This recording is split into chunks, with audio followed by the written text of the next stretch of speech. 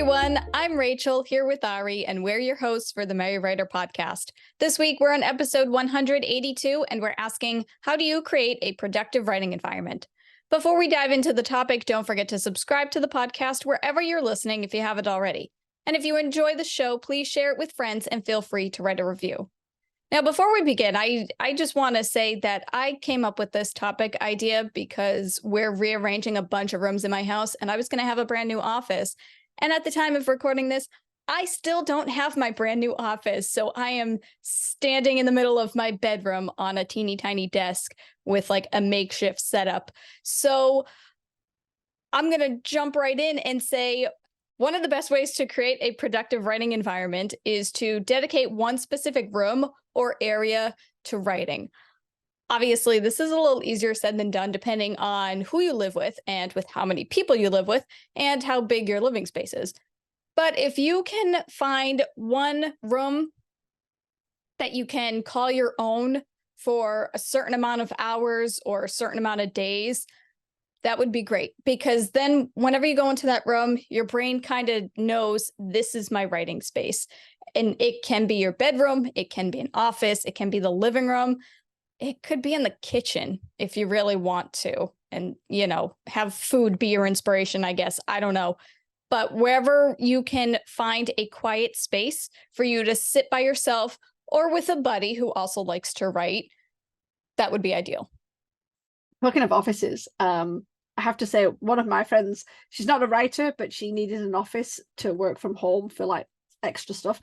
And she created a little tiny writing nook, like an office nook under the stairs. So she cleared it out and just put in a little desk, and it was the space for the chair, and she, you know, you've got the steps that go up, and she just put little shelves and put all of her stuff, and she put a door on it and everything, so she could keep it open if she needed to, but if other people were in the house, she could just close the door. I mean, I think if people going up and down the stairs constantly, it would be quite annoying. But yeah, so there's all these little like pokey places you can find to do that. That is amazing, actually. I love that. I've actually like heard of people having their writing space be in their closet. Yeah, and like if they have if they have a walk-in closet that you could put like a little chair in there and like a little tiny table or something and use that. And I don't know, it works. You got to do what you got to do. Exactly. And bouncing off that is like, if you are lucky enough to have a separate space, it's so important because it helps to reduce distractions. And we always talk about this. It's like distractions are so bad. And you can even turn it into like a policy and say, look, if my door is closed, do not disturb me. Or if I, you know, hung something on the door handle, it means don't come in. It just kind of helps. And just to throw in some science, according to a study carried out by the University of California, Irving, look at me, I actually went and found a study, and I quote, "It takes an average of 23 minutes and 15 seconds to get back to a task." This is why it is so important to avoid distractions. And if you can have a specific room where you can minimize those distractions, it can stop you having a really crummy writing day. Yeah, I mean, you might still have one because we all have that, but it really does help. And if you can't have a separate room and it has to be an area, I would try and go for an area that is not high traffic. I mean, as I said, like if you want to go in the kitchen, great. Maybe not in the kitchen at breakfast time when everyone's rushing around trying to get cereal and whatever else people eat for breakfast.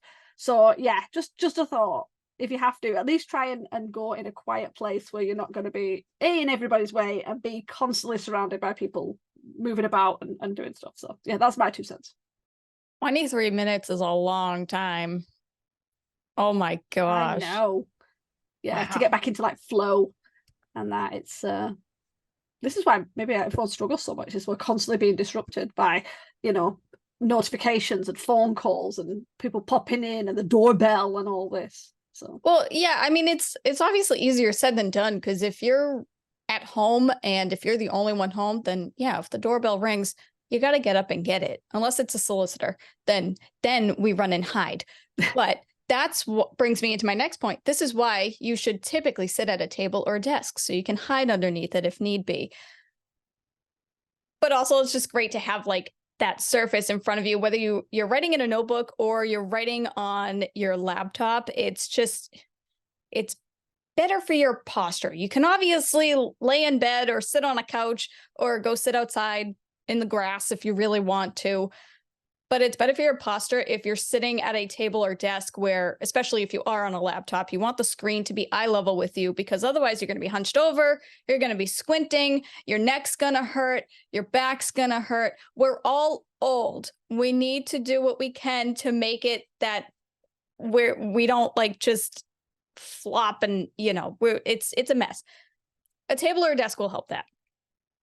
And it'll also help you realize that, that's your writing space, if that area is yours. Because even if you are in the kitchen sitting at the table, it's still, even if it's not a high traffic area at whatever time of day you decide to sit, that's still not your space. Everybody in the house shares that space. So if you have like a desk or something in your bedroom or an office, at least it's yours. So you can have your stuff. When you're done with writing, you can just leave it on the desk. You don't need to put anything away. You know where everything is. So yeah, it's just, I don't know. And you know what, I should say everybody works differently. For me, I do prefer to sit at a table or a desk because it does help me feel more productive in a weird way. No, it does. That's totally it, isn't it? It's like a desk has that kind of mindset of you are working. Because we had desks in schools and we had desks in jobs, and there's this sense that it just creates that mindset of, right, it's time to be serious and sit down and get some work done. Whereas sitting on the sofa, sitting in the bed, and I am not going against anyone who does that. I know there are writers who only write in the bed and only write on the sofa because it's comfy for them, it works. Nobody is shaming you at all. Do it. I really wish I could do it. The moment I sit on the sofa, the cat gets on my knee and I can't get him off, so not a chance. But yeah, I'm the same. I need a desk, and I stopped using my laptop. I had a laptop for ages, had it with a monitor, because your eye line should be at the top of the screen. That's where you should be in. And I always find, even with the monitor and the laptop, it just didn't work as well. So I have a separate PC. And yeah, I like the idea of not having to pack things away. I like having my screen and everything and all my setup ready. So yeah, I would definitely recommend that. And again, you can get a laptop with a special mount that lifts the laptop screen, and you can use a separate keyboard, or you can get a desktop, you can get a big monitor, you can get two monitors if you like to have your world book on one and then your writing on the other, or three monitors and have like some visuals that makes it all happy for you. I mean, I'll be honest, if I could fit three monitors, my desk doesn't allow it because it goes up and there's like shelves on either side. I would definitely have three monitors and I would have all the information right in front of me. But that's just me. So yeah, that's my point. I would love to have more than one monitor. Right now, I just have the one. I go back and forth between the desktop and my laptop. So sometimes I have both on at once, but they're obviously not connected. So it's not really the same. And also I have a baby laptop. It's tiny because I spilled water on my other one. RIP. But anyway, bottom line is you got to ensure that you're comfortable. So sit in an office chair that's good for you, your bottom, your back, whatever. And also stand up once in a while, because even if you are at a table or a desk, it's always good to get up and just stretch your body, stretch your legs. But you can still work while standing as well, because you can get a desk that raises. They have like those electric ones, or they have little trays that you can put on your desk, and there's a button and you can just raise that. So you don't need to go for like the $1,000 raising desk if you don't want to. I like to stand up. I usually stand up a lot, especially when I'm at the desktop. And I don't have one, but I would like to invest in one. Get yourself a walking pad.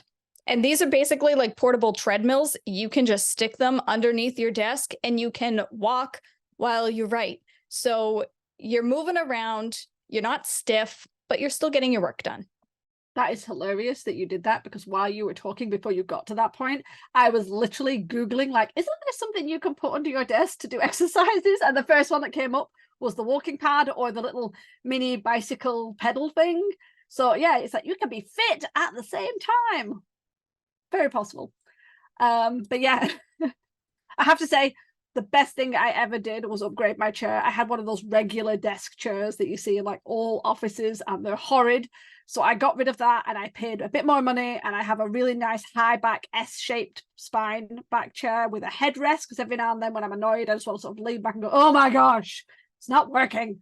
And it's nice to have a headrest to do that. I have no armrests, and I added a gel seat cushion that is the best thing ever.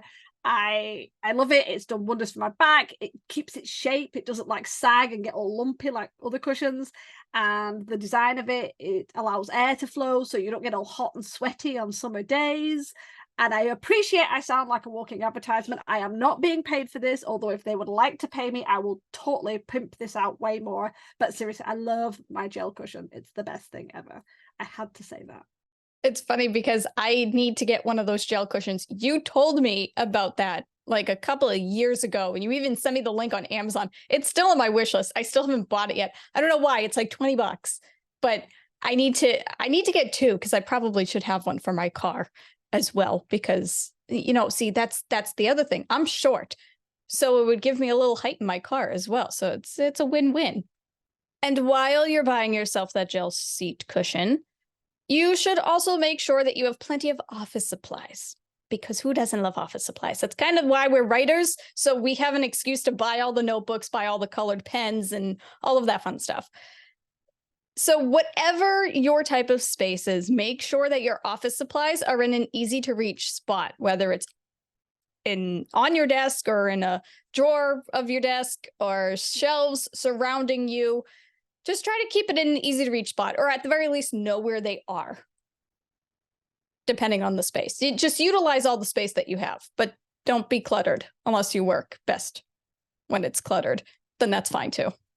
Do what you got to do. I feel like I was being called out a bit like that because I am a clutter bug. It's a bit nesty. It's like I like to have everything around. I have shelves right next to the monitor. I have 3 pots of pens right round the monitor, a little stand that's full of Post-its and note cards and tape. And yeah, I like everything near me. It all has to be there. Yeah, so definitely agree with that. I'm gonna bounce off that and say also make sure you have things you need all the time: water, snacks, tea, coffee, so you're not constantly getting up to refill. Because remember, we talked about the distraction. You are also a distraction to yourself. If you stop because you're like, oh my god, I'm really snacky, need some snacks, and you're stopping to go and get snacks, that isn't great, because you might be right in the flow. And it happens, you get those little rumbly pains and think, you know what, I do need to eat peanut butter out of the jar, because that's my thing at the moment. I am a bit obsessed with eating peanut butter from the jar.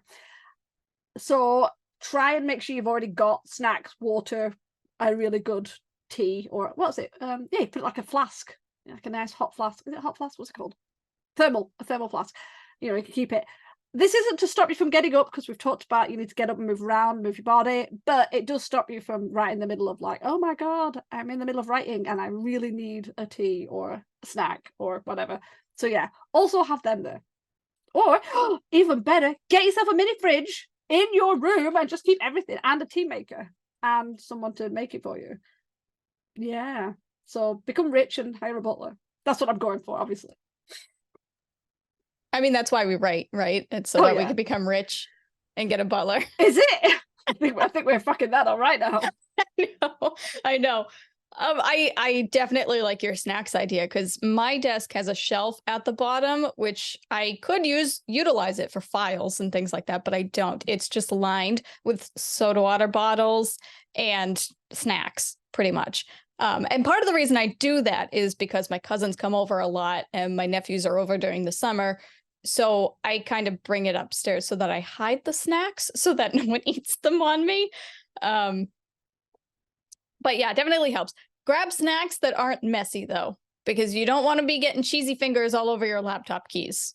That's a big no-no. And also don't spill water on your laptop like I did. My poor laptop. Can I just say, I actually expected something else you were going to say. When you said, oh, I'm going to get snacks, you know, because I have like family members coming over, I thought, oh, she's storing snacks for them to have and share. And it's like, no, I'm hiding snacks so nobody else can eat them. I did not expect that, but I will salute that, because yes, that is a good idea. I thought you were being really generous, and I was like, oh, that's weird. But instead, you're like me, you hide the best snacks so nobody else can eat them. I love it. Listen, my family is like a pack of wolves, okay? There are so many people coming in and out because my cousins practically lived here for a few years when they were younger. And I would come home from school, I would come home from work, and I'd be like, where's this specific snack? And then, oh, somebody ate it. So I just hide everything upstairs now. Yeah. You have to. You have to. When you live in a house with like 6 other people, you have to. And finally, I'll digress about the snacks. But since if you're going to have your own space and your own desk to put snacks, you probably have your own area that you can utilize the decor around you and utilize the wall space. You can have little motivational posters with quotes, fun memes, your book cover. I've seen people do that when they get their book cover finalized. They like blow it up and print it out and they hang it up on the wall. And they just have like a line of all their books on the wall, which is pretty cool. But you can also have like your book's notes. If you're world building or you're just outlining and you utilize a lot of sticky notes and put the sticky notes on the poster board, if I can talk, then you can also have that on the wall as well. Unless you put it all in a book, as Ari just displayed to me on the camera. But see, this is why it would be good to have file folders near your desk so you have easy access. Ari didn't even have to get up from her seat to show me that on the camera. You guys can't see it, so I could be lying for all you know, but you know what? If you're listening to the podcast, I assume you get something out of it. Yes, once again, I agree. I actually don't have what I used to have, and that's due to the style of the room at the moment. I used to have the 3 artworks I had of my main characters from 3 of my stories, and I would have them on the wall, and it was really nice to just kind of glance up at them whenever I was writing and be like, yeah, that's my character, and I got the sense of it. And then on the other wall, because my desk is always in a corner, I don't know why, I just really like corner desks, I would have like a map of the world of one of the stories I was writing. I had a very badly drawn map I did like years ago with pencil crayon colors and everything, but I had that and it really helps. So yeah, I said book covers or nice artworks or memos or anything, or even just like your character artwork or your pieces of your swag, or anything that just kind of gets you in the feel. So when you're stressing and having a bad writing day, you can lean back in your chair and go, oh, look at that really good picture. That's my inspiration. Like a vision board. You could do a vision board and like plaster it all up and get yourself. Or you could have a giant cardboard sign that says, stop faffing about and get your fucking writing done. Also helpful. So yeah, that's my 2 cents.